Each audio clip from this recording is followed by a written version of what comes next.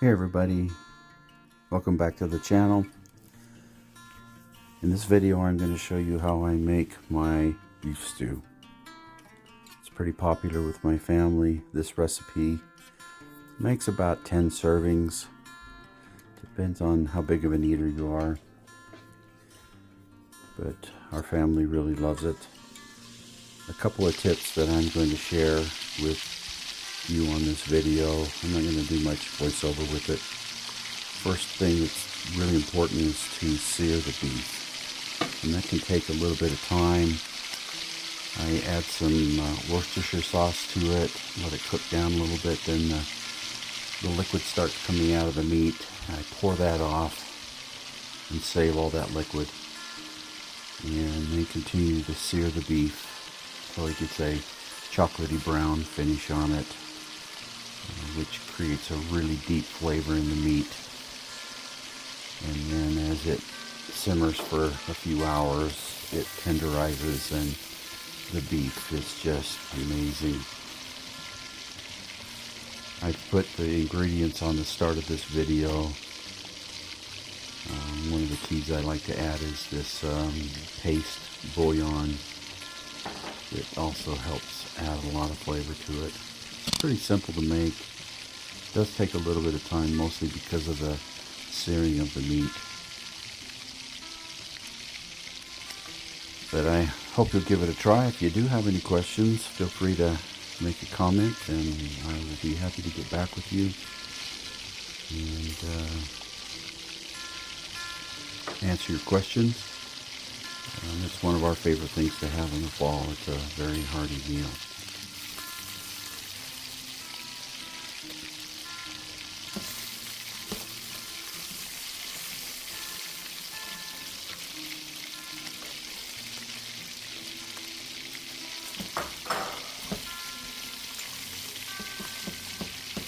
I like to sear all the vegetables with the beef, help blend those flavors.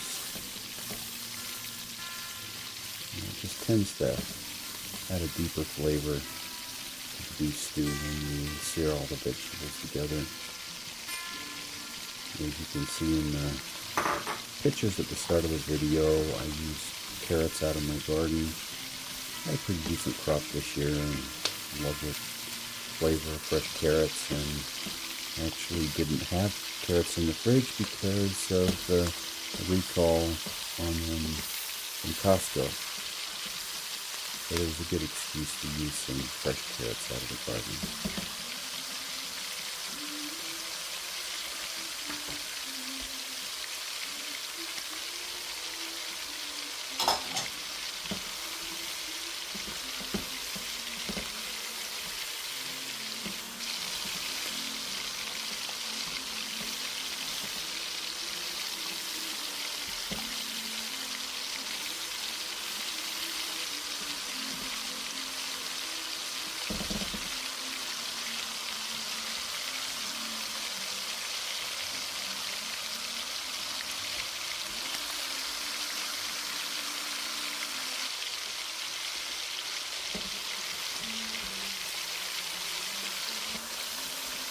It's important to keep stirring these vegetables and the meat. I have this on a pretty high temperature and I don't want them to burn, but I do want them to get that kind of roasted, seared flavor to them.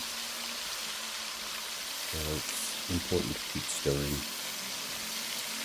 It's really easy to burn these if you let them sit too long.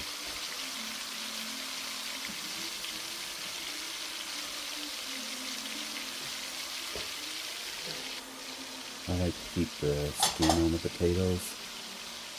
These are some really nice Idaho bakers that my grandson was selling to raise money for his tennis team. I bought a 50-pound bag and they've been really good.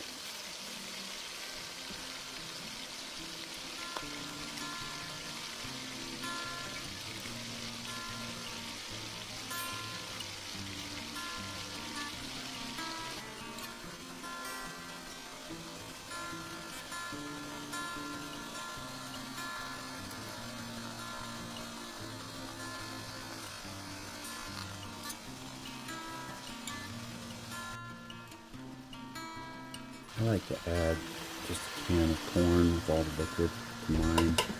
I know most beef stews don't have corn in it, but I like the sweetness the corn adds, and also a nice color. And it's pretty easy to add the corn. Now I'm adding the mixture that I had poured off, or the liquid I poured off. It's a really heavy beef broth that's got a lot of the Worcestershire sauce in it, and the bouillon. And now that I've got seared all that, now it's start time to add the broth, a couple cans of broth.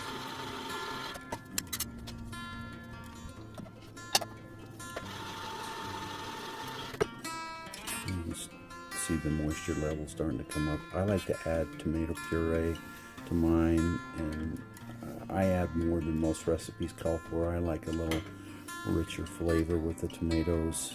I like the color that it also provides to the broth of the gravy. Some people may not like it as tomatoey. And then I add bay leaves and salt and pepper to taste. And that's pretty much all the ingredients. Right at the end, after it's simmered for a while, I'll mix up a runny flour paste and pour in to help thicken it. I like my beef stew to be pretty thick.